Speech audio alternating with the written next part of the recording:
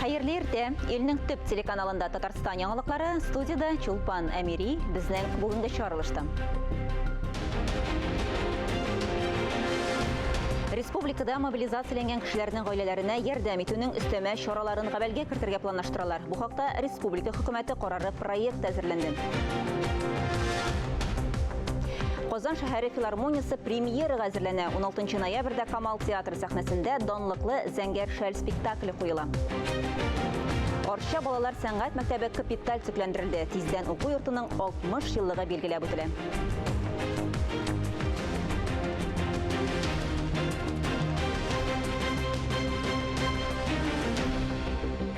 Республикада мобилизацияланган гаиләләргә ярдәм итүнең өстәмә чараларын гамәлгә кертергә планлаштыралар. Бу хакта республика министрлар кабинеты карары проектында әйтелә. Ул нинди өстәмә чаралар? Бу турыда тулырак алдагы язмада. Документ нигезендә эш бирүчеләр мобилизацияләнүчеләргә өстәмә социаль гарантияларны бер тапкыр бирелә торган түләү рәвешендә билгеләргә тиеш. Шулай ук ярдәмнең өстәмә чараларын күздә тотарга киңәш ителә. Мобилизацияләнгән кешеләрнең туганнарын эшсез итеп тану турындагы карар 3 көннән дә соңга калмыйча кабул ителә. Пенсионерлар өчен шифаханәгә юлламалар бирүдә беренче чиратта яңа туган балалары булган гаиләләргә бүләк комплекты каралган. Мобилизацияләнүчеләрнең өлкән яшьтәге туганнарына, шулай ук беренче, икенче төркем инвалидларга өйдә бушлай социаль хезмәтләр күрсәтелә. Мобилизациягә эләгүчеләрнең үзләренә Татарстанда эш бирүчеләргә, хәрби хезмәткәргә һәм аның якын туганнарына өстәмә ташламалар билгеләргә киңәш ителә. Әйтик, Татарстанның әйдәп баручы элемтә операторы махсус операция зонасына киткән һәр хезмәткәренә 100 000 сум акча күчерә. Исегезгә төшерәбез, Татарстан президенты Рөстәм Миннеханов Шимбә киңәшмәсендә барлык структураларында әлеге категория гражданнарга шул исәптән бер тапкыр бирелә торган түләүләрне дә кертеп, ярдәм итәргә өндәде. Республиканың резерв фондыннан әтиләре чакырылган һәр балигъ булмаган балага 20 000 сум акча бирелә. Мобилизацияләнгән гаиләләргә ярдәм итү чаралары турында шәһәр мэриясендә дә узган киңәшмәдә хисап тоттылар. Әйтик, хәрби хезмәткәрләрнең 489 баласы шәһәр мәктәпләрендә бушлай кайнар ризык белән туклана. 285 атана мәктәпкәчә учреждениеларга түләүдән азат ителә. Шулай ук 650 батыр картасы да бирелде.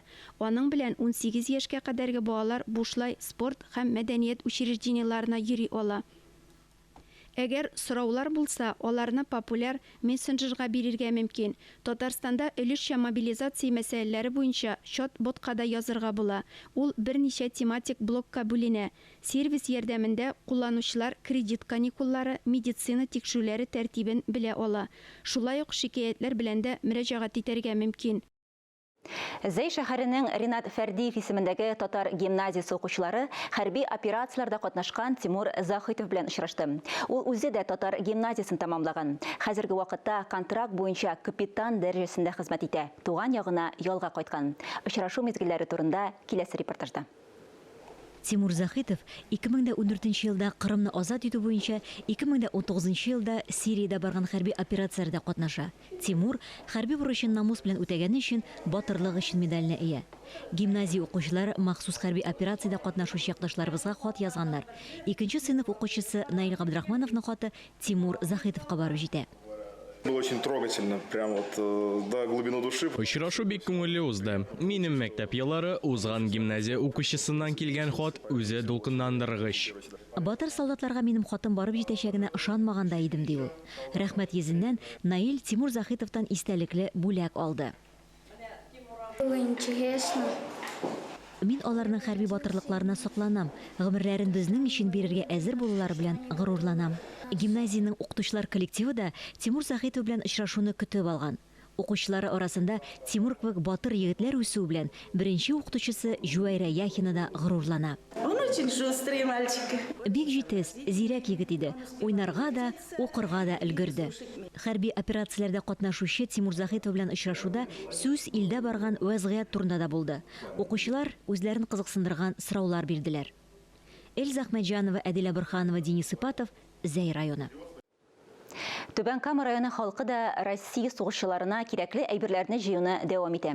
Бу юлы акцияга ветераннар йортында яшәүчеләр кушылды. Өлкәннәр көндәлек тормышта кирәкле әйберләрне сатып алып, аларны волонтерлар аша солдатларга җибәрә. Ветераннар йортында яшәүчеләр белән Түбән Камадагы хәбәрчебез Гөлия Нигъматуллина очрашты. Түбән Кама ветераннар йорты Татарстан дигән җиребез, дугалы әби бабалар сезгә кичкенә ярдәм җибәрәбез. Карт булсак та әле без зиһендә яшәр өчен максат корабыз. Зәңгәр таңнан алсу уфукларгача без сезгә дугада торабыз. Әлеге шигырь юлларын Сәймә Шәрәпова мобилизациягә эләккән хәрбиләргә багышлый. Хатларда күңел җылысы. Аны Түбән Камалы посылка белән солдатларга җибәрәчәк. Тартмага шулай ук перчатка, җылы оек-баш, көндәлек кирәк-яраклар сала. Буларның барысында ветераннар йортында яшәүчеләр үз хисапларына сатып алган. Мөнәҗәтләр язам, шигырьләр язам, дугада торам, намазлар укыйм. Менә шуның өчен мин бөтенесен өшкердем, дугалар укып, бу товарларны өшкердем, укыдым. Исән сау барсын, куллансыннар да, исән сау шатланып, исән сау кайтсыннар. Амин. Гуманитар ярдәм җыю турында карарны өлкәннәр гомум җыелышта кабул итә. Игелекле эшкә һәркем мөмкинлегеннән килгәнчә өлеш кертә. Кием салым, юыну әйберләреннән тыш дарулар да сатып алырга планлаштыралар. Соңыннан күчтәнәчләрне тартмаларга тутырып, волонтерлар аша солдатларга җибәрәчәкләр. Ювелир әйберләрен ясау осталары да мобилизацияләнгән якташларыбызга махсус баш киеме тегә башлады.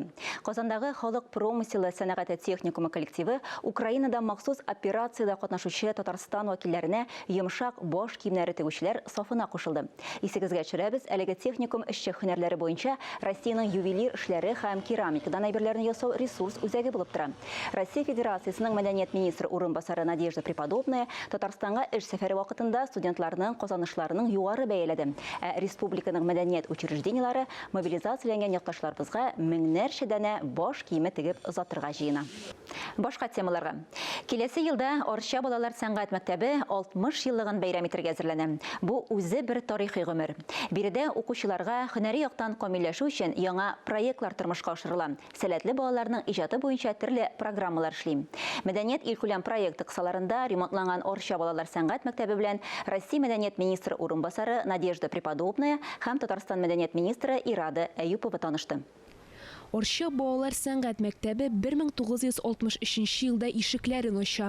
1977 елда директор булып Альберт Сәләх улы Гыйнетдинов билгеләнә. 35 ел җитәкчелек итә. Бүгенге көндә җитәкче вазифасын Гөлнара Барый кызы Сабирова башкара. Арча балалар сәнгать мәктәбе укучылары күп кенә бәйгеләрдә катнашып җиңү яулаган. Тагын бер шатлыклы хәбәр, мәдәният проекты кысаларында биредә капиталь ремонт уздырылды. Безнең мәктәбебез проект культура кысаларында күп кенә үзгәрешләргә иреште. Аның өчен без ул программага кергән өчен без бик рәхмәтле Россия президентыбызга, мәдәният министрлыгына һәм безнең Арча муниципаль районы җитәкчелегенә. Мәктәп ачылганнан бирле аны хәтта инструмент кайткан юк әле. Безгә концерт рояль кайтырга тиеш, әле кайтып җитмәде, көтеп торабыз. Һәм концерт залына сәхнә уты куелды. Хәзерге вакытта Арча балалар сәнгать мәктәбендә 851 укучы бию, театр һәм музыка юнәлеше буенча белем ала. Мәдәният проекты кысаларында шактый яңа уен кораллары сатып алынган. Яшь музыкантлар яңа баян, пианино, гитара кебек уен коралларында уйнап күрсәтте һәм килгән мөхтәрәм кунакларны таң калдырды. Молодцы! Молодцы, поздравляю, здорово! Мәдәният проекты мөмкинлекләре турында Россия Федерациясе мәдәният министры урынбасары Преподобная Надежда Александровна сөйләде. Мы отталкиваемся от тех объектов, по которым есть готовая документация, и кроме того, уже сейчас смотрим, в каких регионах, в общем-то, где уже много объектов, где еще объектов. Һәрбер төбәк мөстәкыйль рәвештә төзекләндерү эшләре кирәк булган мәктәпләр турында мәгълүмат җибәрә. Без федерация дәрәҗәсендә тикшерү эшләре үткәрәбез. Ничә укучы укыганны ачыклыйбыз һәм чыннан да ремонт кирәк булган мәктәпләрне сайлап алабыз. Татарстан буенча 28 балалар сәнгать мәктәбендә төзекләндерү эше үткәрелгән. Надежда Александровна әйтүенчә, әлеге проект дәвам итсен өчен шактый көч һәм тырышлык таләп итә. Киләчәктә яңа проектлар көтелә. Динә Нәҗметдинова, Иван Худяков, Татарстан яңалыклары. 6 ноябрьдә Татарстан Конституциясын кабул итүгә 30 ел тула. Әлеге вакыйга алдыннан гражданлык инициативаларын яклау үзәге Дәүләт Советы депутатлары белән берлектә Татарстан Конституциясына 30 ел тулу үзеңне тикшерү дип исемләнгән республика конкурсын оештырды. Төп законны белү конкурсында инде 5000-нән артык татарстанлы катнашты. Махсус сайта Конституциясының төп нигезләмәләре буенча онлайн тест узырга мөмкин. Сораулар гади түгел, әмма аларга җавапларны һәркем белергә тиеш. Татарстанның төп вакаләтләре, конституцион төзелеш нигезләре, төп норматив документлар һәм дәүләт хакимиятен урнаштыру. Үзеңне тикшерү өчен сайтта теркәлү узарга һәм 10 минут эчендә тест сорауларына җавап бирергә кирәк. Иң күп балл җыйган катнашучылар Дәүләт Советына кыйммәтле бүләкләр тапшыру өчен чакырыла. Бу атнада, ягъни 20 октябрьдә Республика Дәүләт Советының бер юлы 2 утырышы үткәрелә. Төп мәсьәлә Татарстан президентының Дәүләт Советына еллык юлламасы булачак. Парламент хәбәрләре белән Алия Галиуллина таныштыра. Салих Сайдашев исемендәге зур дәүләт концертлар залында парламентның 35-нче утырышы планлаштырылган. Анда президентның Дәүләт Советына республиканың эчке һәм тышкы хәле турында еллык юлламасы игълан ителер дип көтелә. Киләсе 36-нчы утырыш көндез парламентта узарга тиеш. Көн тәртибендә төп мәсьәлә 2023 елга һәм 2024-25 елларга планлаштырылган чорга бюджет проекты. Документ профильле юнәлешләр буенча комитетларда муниципаль берәмлекләр вәкилләре белән республика киңәшмәсендә һәм парламент тыңлаулары вакытында тикшерелде. Бюджет профильле парламент комитеты утырышында да төп мәсьәлә булды. Ул катлаулы сәяси һәм икътисади шартларда формалашкан. Кертелгән санкциялар ил икътисады үсешендә зур чикләүләр бирә. Шулай да кайбер тискәре нәтиҗәләр төзәтелде.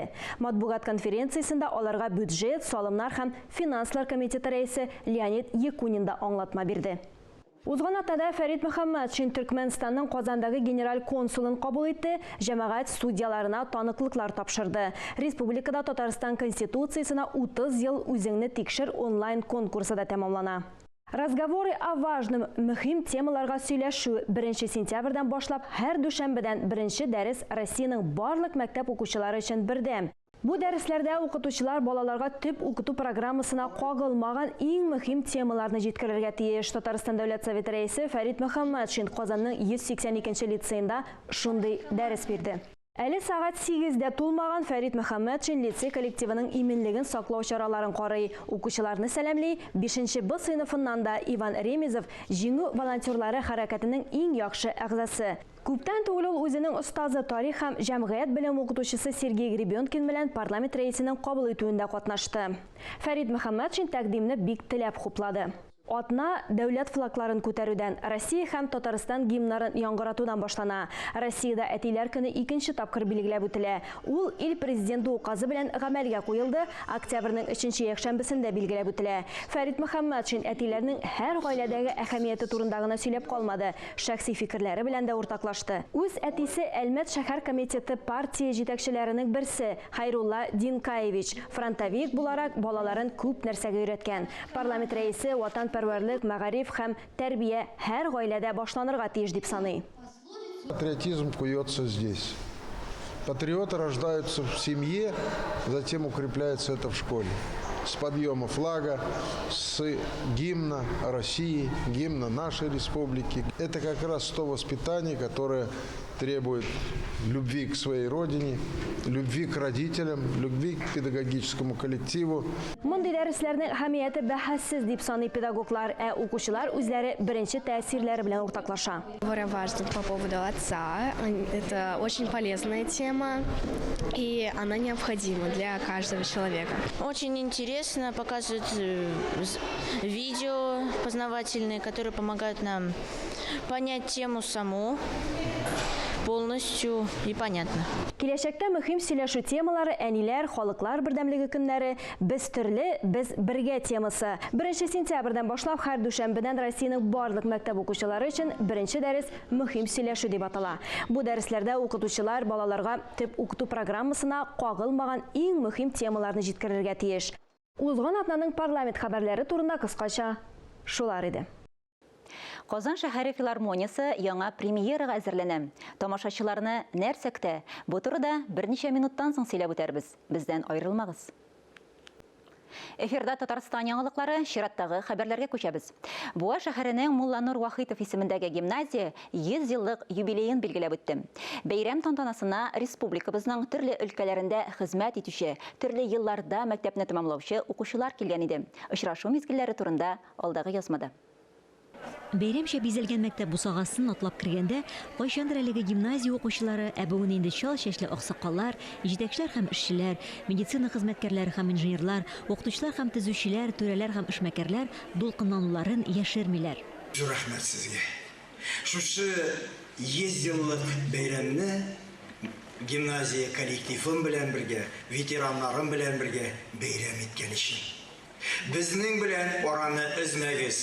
Безнең белән бергә булыгыз. Киләчәктә безнең чарашулар булачак. Килүче кунаклар гимназияның үткәнне күз салып, уку йортының бүгенгесе белән танышты. Бер гасыр тарихы булган гимназия илебезгә, милләтебезгә йөзләгән мәшһүр шәхесләр бүләк иткән. Аларның һәрберсе мәктәпнең горурлыгы. Республикада күп түгелдер. 100 еллык тарих булган мәктәпләр, урта мәктәпләр бигрәк тә. Һәм булсалар да, барысы да мактана алмыйдыр.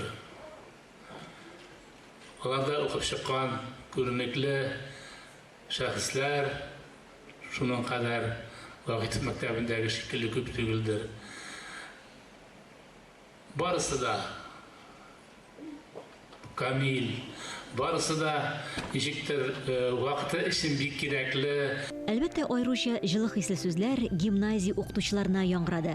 Вәзгыятьнең нинди булуына да карамастан, алар сайлаган юлларына тугры булып, кыйблаларын үзгәртми, армый-талмый хезмәт куялар. Эльза Ахмәтҗанова, Татарстан яңалыклары.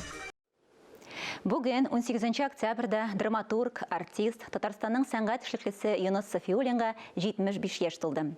Ул узган гасырның 90-нчы елларыннан башлап Татарстан телевидениесе һәм радиосы аша театр яңалыклары, күренекле артистлар, режиссерлар турында даими тапшырулар алып баруы, көндәлек матбугатта басылган күп санлы эчтәлекле мәкаләләре, иҗат портретлары белән дә тамашачылар һәм укучылар даирәсенә яхшы таныш. Юнус Габдуллаулы Сафиуллин 1947 елның 18 октябрендә Татарстанның Яшелүзән районы Бакырчы авылында туа. Ак егет 8 еллык урта мәктәбен тәмамлагач, 1962 елда Казан театр училищесына укырга керә. Шуннан республика күчмә театрына эшкә билгелиләр. Шул ук елда Совет армиясына хезмәткә алына. Хезмәтен тутырып кайткач, янәдән күчмә театрда актер булып эшли. 1976 елда Луначарский исемендәге Мәскәү дәүләт театр сәнгате институты каршында режиссерлар хәзерләүче 2 еллык югары курсларны тәмамлый һәм 1981 елга хәтле Казан драма һәм комедия театрында актерлык эшен дәвам иттерә. 1981 елның февралиннән 2008 елга кадәр Галиәскәр Камал исемендәге Татар дәүләт академия театрында башта актер, аннары театрның әдәби бүлек мөдире булып эшли. Юнус Сафиуллинның 20дән артык сәхнә әсәре бар. Автор үз әсәрләрендә бүгенге һәм киләчәк буыннар турында уйлану, мәхәббәт һәм гаилә мөнәсәбәтләренә җитди караш, халыкны тирәнтен кызыксындыра һәм борчый торган актуаль мәсьәләләрне күтәрә һәм шуларны үзенчәлекле сәнгать чаралары, әдәби образлар ярдәмендә үтемле итеп әйтеп бирергә омтыла. Алия Галиуллина, Татарстан яңалыклары. Ялкын журналы берничә ел дәвамында яшүсмер һәм яшь кызлар өчен бик матур дип исемләнгән проект алып бара. Әлеге проект кысаларында кызларны матур киенергә, образлар сайларга өйрәтәләр. Проектның быелгы үзенчәлеге образларны милли элементлар белән тулыландыру. Чарада 6 коллекция тәкъдим ителде. Аларны беренчеләрдән булып Динә Нәҗметдинова күреп кайтты. Бик матур проекты Идел буе халыклары милли киемнәрен һәм аксессуарларын заманча образларга яраклаштыруны максат итеп куя. Һәрбер хатын кызның матур заманча бүгенге көннең модасына туры китереп киенәсе килә. Шул рәвешле стилистка мөрәҗәгать итә. Бу показ, шундый үзенчәлекле показ, без милли аксессуарларны алып, республикабыздагы яшәүче милләтләрнең аксессуарларын алып, яшүсмерләргә туры килә торган образлар җыйдык. Стилист сүзе буенча быелгы сезонда зәңгәр һәм яшел төсләр өстенлек ала. Беләзекләр һәм муенсалар аеруча образны тулыландырып тора. Әлеге чарада төрле милләт мода бизәкләрен яраклаштырып, дефиле үткәрелде. Bunday proyekt uylап таптык. Һәм инде аны тормышка ашырдык. Һәм безнең ул YouTube каналыбызда чыкты. Ялкын YouTube каналында һәм инде үзебезнең журналның битләрендә урын алды. Без төшердек Марый, Чуваш, Удмурт, Башкорт һәм инде әлбәттә татар милләтенең төрле аксессуар һәм киемнәрен шушы заманча гардеробка керттек. Ялкын журналы тарафыннан тәкъдим иткән бик матур проектына студентлар да бик теләп килгәннәр. Ялкын журналын бик яратам, укып барам, бик заманча яшьләр өчен журнал, гел яңа темалар актуаль күтәрелә. Бу проект миңа бик ошый, чөнки ул мода турында, заманча матур киенү, матур аксессуарлар турында миңа бу тема бик ошый һәм шуңа күрә мин әлеге проектка уңышлар телим. Чара дәвамында кунаклар өчен интерактив уеннар, лотерея уйнатылды, бүләкләр тапшырылды. Нинди формада булырга тиеш татар кешесе, татар җегете, татар кызы ничек киенергә тиеш сезнең кулда, сез киләчәгегезнең. Динә Нәҗметдинова, Иван Худяков, Татарстан яңалыклары. Казан шәһәре филармониясы артистлары премьерага әзерләнә. 16 ноябрьдә Камал театры сәхнәсендә алар башкаруында данлыклы Зәңгәр шәл спектакле куела.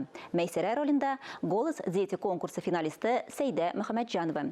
Репетиция барышын Ойзилә Батырханова да күреп кайтты. Зәңгәр шәл спектакле беренче тапкыр моннан 96 ел элек Татар академия театрында куела. 1926 елдан башлап ул халык күңеленә кереп кала һәм һәр вакыт яратып карала.